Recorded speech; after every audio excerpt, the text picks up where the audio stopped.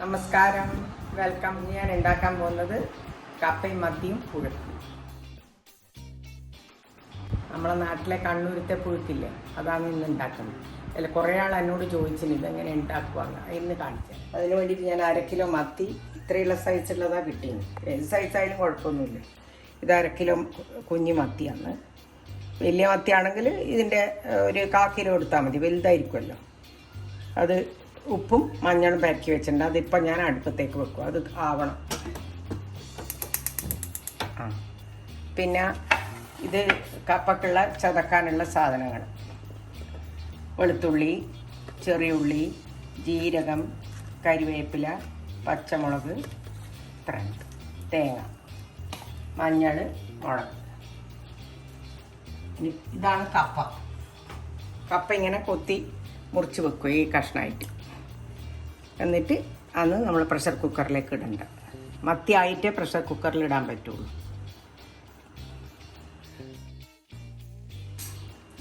കപ്പ വേവിക്കാൻ വേണ്ടിയിട്ട് ഞാൻ പ്രഷർ കുക്കർ എടുത്തിട്ടുണ്ട്. മത്തി ആവുമ്പോഴേക്ക് കപ്പ ഒന്ന് വേവിച്ചിട്ട് ഇങ്ങ് എടുക്കുക. അത് കഴിഞ്ഞ് രണ്ടാമതും അതുമെല്ലാം കൂടി ഇട്ടിട്ട് ചെയ്യണം.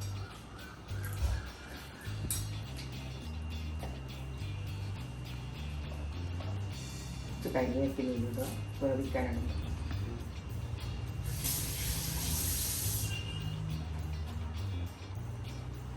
മുളക് പൊടി, 1 ടീസ്പൂൺ മുളക് പൊടി. എരിവ് അധികം ആവശ്യമുള്ളവർക്ക് കുറച്ചധികം ഇടാം. നമുക്കെല്ലാം കുറച്ച് എരിവ് അധികം വേണം. ഉപ്പ്, പ്രഷർ കുക്കറിലായതുകൊണ്ട് ഉപ്പിടണം, അല്ലെങ്കിൽ തിളച്ച് കഴിഞ്ഞിട്ട് ഇട്ടാൽ മതി. മഞ്ഞൾപ്പൊടി, ഇത്രയും സാധനം ഇട്ടിട്ട് ഇത് വേവിച്ചെടുക്കാം. മഞ്ഞൾപ്പൊടി 1 ടീസ്പൂൺ മതി.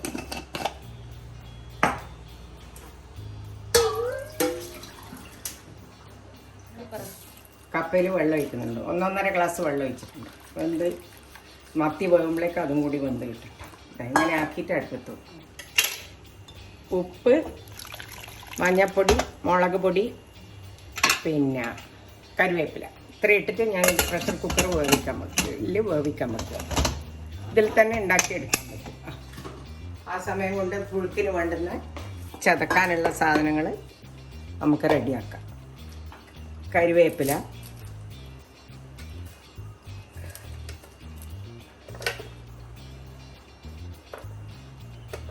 ഇത് 1/2 കിലോ കപ്പയാണ്. 1/2 കിലോ കപ്പക്ക് ഇത്ര 3 4 7 11 ചെറിയ ഉള്ളി, 7 വെള്ളുള്ളി, 3 പച്ചമുളക്, ജീരകം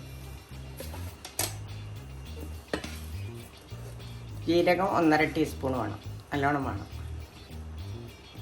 പിന്നെ തേങ്ങ, അതൊന്നും ഒതുക്കാനേ പാടുള്ളൂ, ചതക്കാൻ. പുഴുക്കിന് ടേസ്റ്റ് ഇല്ലാണ്ടായി. 1 മുറി തേങ്ങയാണ് ഇത്. വലിയ തേങ്ങയല്ല, എന്നാലും മോശമല്ല.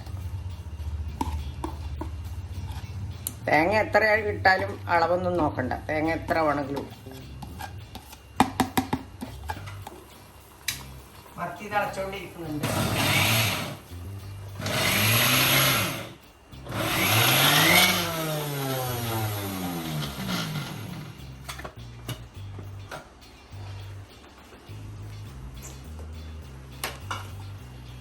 ചതച്ച് വെച്ച തേങ്ങ, മത്തി തിളച്ചിട്ട് വെന്തു. ഇനി ഒന്ന് ആറിയിട്ട് മുള്ള് കളഞ്ഞിട്ട് എടുക്കണം. അപ്പം എൻ്റെ അച്ഛൻ വന്നേ, ഞാനിപ്പോൾ തൽക്കാലം ഓഫാക്കണം. അല്ലാണ്ട് വെന്ത് പോകണ്ടെന്ന് വെച്ചിട്ട് ഓഫാക്കണേ. വെന്തിട്ടില്ലെങ്കിൽ വീണ്ടും വെക്കും. മത്തീൻ്റെ മുള്ള് കളയുന്നതാണ്.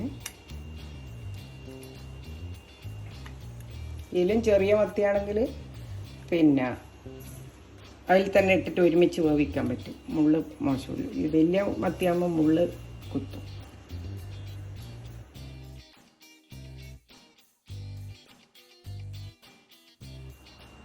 കപ്പയിലിടാനുള്ള മത്തി മുള്ളെല്ലാം കളഞ്ഞ് റെഡിയാക്കി ഇങ്ങനെ വെച്ചിട്ടുണ്ട്.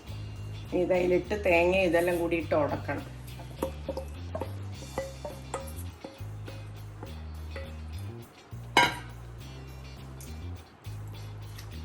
തേയിലിട്ട് ഉടക്കണം. മുള്ളെല്ലാം കളഞ്ഞു വെച്ച മത്തിയാണ്.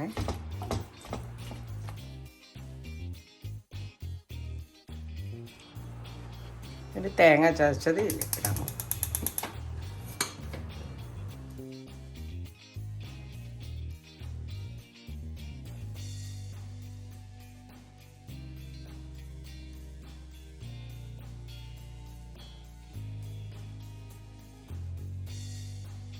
ഈ ഒതുക്കിയ തേങ്ങയും കപ്പയും മത്തിയും കൂടി നല്ലോണം ജോയിൻ ആവണം.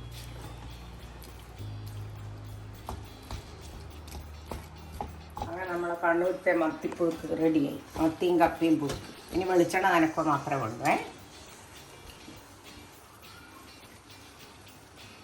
ഒരു 2 ടേബിൾ സ്പൂൺ വെളിച്ചെണ്ണ മുകളിലേക്ക് കൂടി ഒഴിച്ചാൽ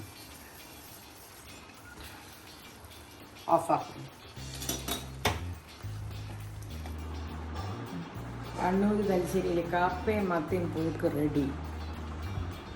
ടേസ്റ്റ് ചെയ്തിട്ട് ഫീഡ്ബാക്ക്. ഭയങ്കര ടേസ്റ്റായിരുന്നു.